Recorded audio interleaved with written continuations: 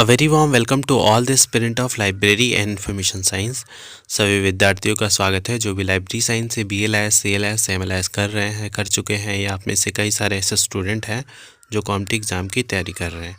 तो स्टूडेंट, आप सभी से रिक्वेस्ट है, अगर आप चैनल पर नए हैं तो चैनल को सब्सक्राइब कर लें, वीडियो को लाइक कर दें और अपने दोस्तों में भी शेयर कर दें ताकि उन तक भी लेक्चर का जो नोटिफिकेशन है वो पहुँच सके।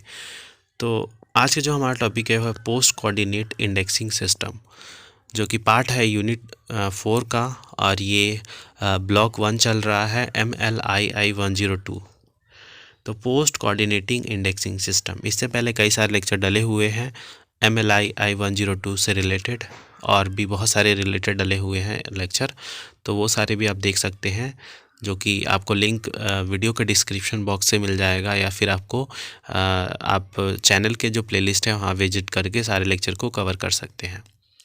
तो basically all the indexing methods are by nature coordinate indexing. तो जितने भी इंडेक्सिंग मेथड होते हैं उनको अगर हम बाय नेचर से देखें तो कोऑर्डिनेटिंग इंडेक्सिंग होते हैं। The purpose of using a combination और coordination of component term is to describe the content of the document. मतलब पर्पस क्या होता है इसको यूज़ करने का, कि जो भी कंटेंट है डॉक्यूमेंट को उसको डिस्क्राइब करें accurately. In case of pre coordinate indexing की बात करें, सिस्टम की बात करें, तो coordination of component term is carried out. जो कोऑर्डिनेटेड टर्म होता है ये कैरिड आउट होता है at the time of indexing, जब इंडेक्सिंग हो रहा होता है। तो फिर उसके बाद in such a system the most important aspect is to determine the order of, जो सिग्निफिकेंस है या फिर साइटेशन है order, by following the syntactic rule of the given indexing language. Rigidity of the significance order may not meet all the approaches of using. To satisfy the variety of approaches of all the user, her user की जो variety of approaches है उसको satisfy करने के लिए there is a provision for multi-entity by rotating or cycling of component. यहाँ पे एक प्रोविज़न है मल्टी एंटिटी का, जो रोटेटिंग या साइक्लिंग कंपोनेंट से यहाँ पे टर्म रिप्रेजेंट करती है जो सब्जेक्ट डॉक्यूमेंट होता है।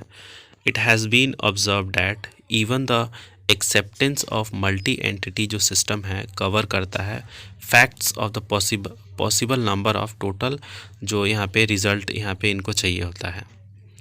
उसके बाद यहाँ पे पोस्ट जो कोऑर्डिनेटिंग सिस्टम होता है वो कंपोनेंट कॉन्सेप्ट जो यहाँ पे of a subject are kept separately uncoded by the indexer and the user does not coordinate of concept. तो बेसिकली यहाँ पे सर्चिंग होती है, आउटपुट स्टोरेज एक्सेट्रा यहाँ पे चल रहा होता है।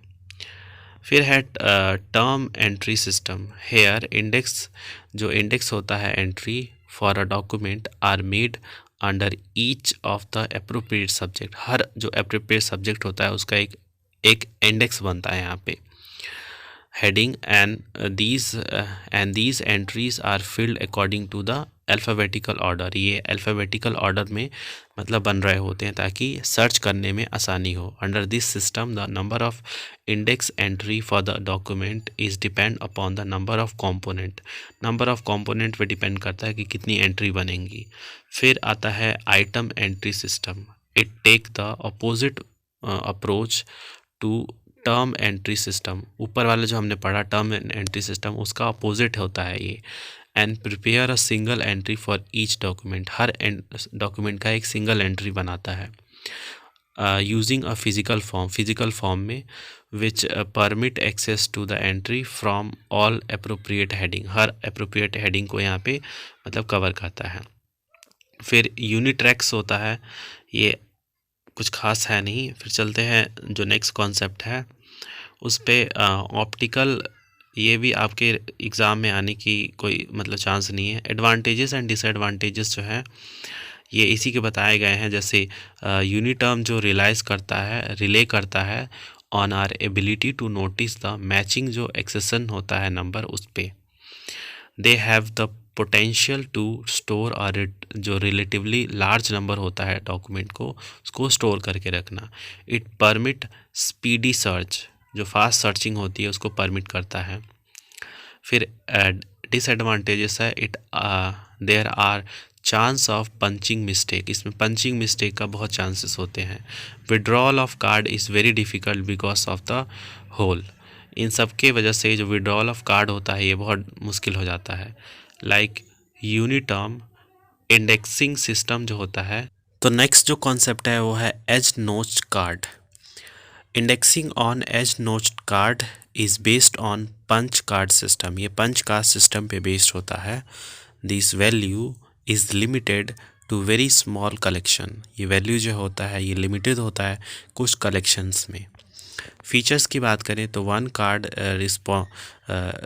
जो करस्पॉन्ड करता है टू वन कार्ड, एक कार्ड जो होता है एक कार्ड को मतलब के बराबर होता है। Number of holes on card varies from 75 to 128, तो उसमें जो कार्ड पे जो होल होते हैं वो वेरीज करते हैं। The list of term associated with the thought content through the content of the incoming जो डॉक्यूमेंट है इस प्रिपेयर किया जाता है along with their serial number. Each hole represent a particular index term, तो जितने भी यहाँ पे होल होते हैं वो एक पर्टिकुलर जो इंडेक्स टर्म होते हैं उसको रिप्रेजेंट करते हैं। Subject index of the document is made of series of notch, the middle जो पॉइंट होता है कार्ड का is use for bibliographic description के लिए यूज़ किया जाता है।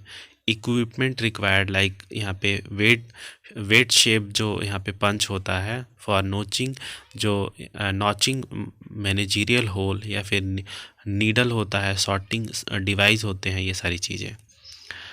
यहाँ पे एग्जांपल भी दिए हुए हैं। Let us consider document on केमोफोरी ऑफ द हार्ट, जो यहाँ पे जो कार्डियोग्राफी होती है यहाँ पे हार्ट कैंसर का अमंग चिल्ड्रन, तो उसकी बात की गई है।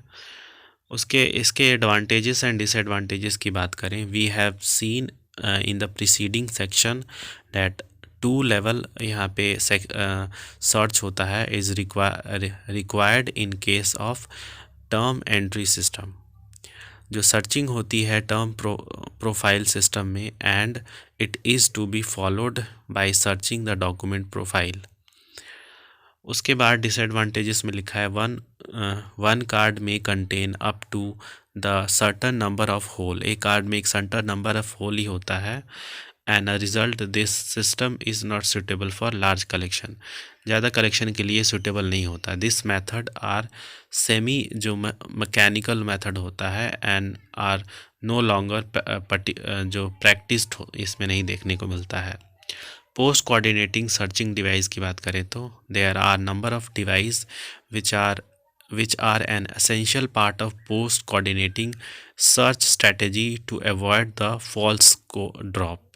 इसमें नंबर ऑफ डिवाइस होते हैं जो यहाँ पे एसेंशियल पार्ट प्ले करते हैं पोस्ट कोऑर्डिनेटिंग सर्च स्ट्रेटेजी में। रिट्रीव ऑफ अनवांटेड जो डॉक्यूमेंट होता है because of this false coordination में of terms at the time of searching, devised are used for the elimination false drop are used both for indexing and searching, दोनों के लिए use होता है।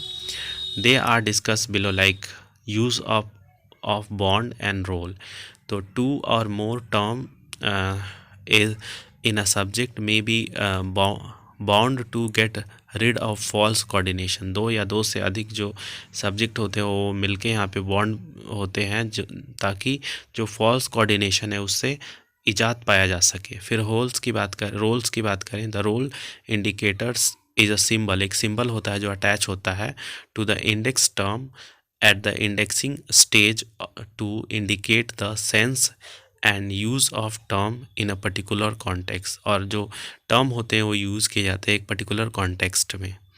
Compiler of retrieval language में develop their own roles, जो compiler होते हैं retrieval language में वो अपना खुद का रोल जो है वो डेवलप करते हैं।